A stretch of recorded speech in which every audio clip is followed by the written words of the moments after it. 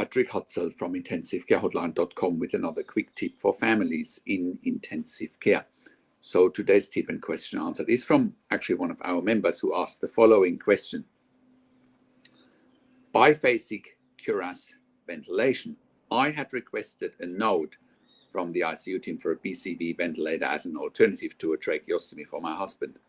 I was told this is not the standard of care and they only use it for ALS patients or MND patients. What are your thoughts on this? My thoughts on this is that BCV is not a standard therapy for ventilation. It's a very outdated mode of ventilation. In the early days of mechanical ventilation, it was also known as the iron lung. This has gone through various innovations, of course, and it looks very different today, but the principle is still what the iron lung was in the 1960s. So from my experience, it is not an alternative to a tracheostomy because your husband with the BCV would have to be attached to a ventilator that goes all around his tummy. And, that's probably not a good alternative for mobilization and so forth, right? So I do remember, from what I read with the BCV or the iron lung, it was used for polio patients in the 1960s. So I don't think it's an alternative in this day and age. There are better alternatives out there, but I'm also not the expert on it. I'm just, gathering my thoughts from what I read about it, and it doesn't sound to me like it is an alternative to a tracheostomy. Now, let me clarify the alternative to a tracheostomy, which is a much better one. The alternative to a tracheostomy is to get your husband off the ventilator and avoid the tracheostomy and have the breathing tube removed. Now, that can only be done by reducing sedation and opiates early and consistently. It can only be done by mobilizing your husband and doing physical therapy. The longer your husband stays in bed and is not getting mobilized with a breathing tube and is not getting woken up and is not getting stimulated, the higher the chances are for a tracheostomy. Okay.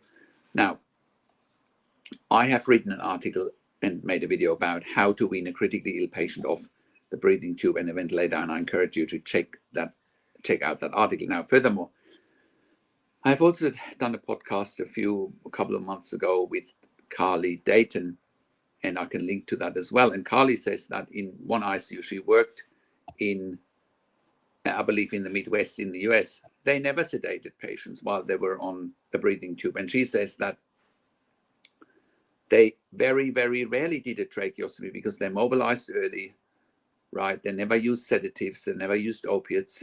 Now, if you think I'm making this up, I'll encourage you to check out the podcast that I've done with Carly. She's got amazing insights to share.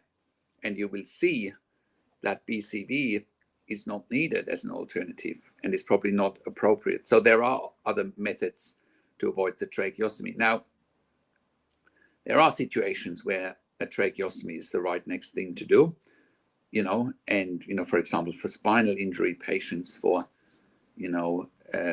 neurological patients such as motor neuron disease or ALS, there are situations where a tracheostomy is the right thing to do. But before you sign up for a tracheostomy, you need to make sure the intensive care team has done everything beyond the shadow of a doubt to wean your husband off the ventilator and the tracheostomy. So I hope that helps.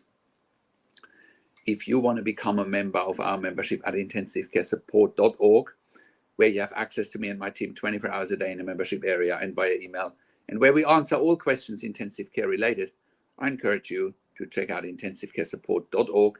There you have access to me and my team 24 hours a day in a membership area and via email, and we answer all questions intensive care related. I also offer one-on-one consulting and advocacy over the phone, via Skype, via email, via Zoom, WhatsApp, whichever medium works best for you. And I talk to doctors and nurses directly with you and on your behalf. I can represent you in family meetings with the intensive care team so that you have that critical third-party oversight, and that can give you the lay of the land that is non-biased and that actually has the real best interest of your family member at heart.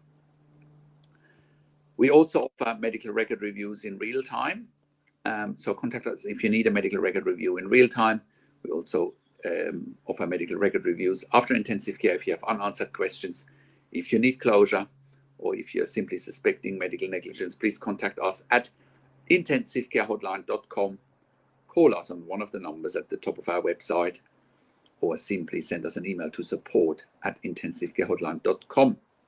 Now, if you like these videos, subscribe to my YouTube channel, click the like button, click the notification bell, comment below what you want to see next and what questions and insights you have from this video. Share the video with your friends and families, and I will talk to you in a few days. Take care for now. This is Patrick Hutzel from intensivecarehotline.com, and I'll talk to you in a few days. Take care.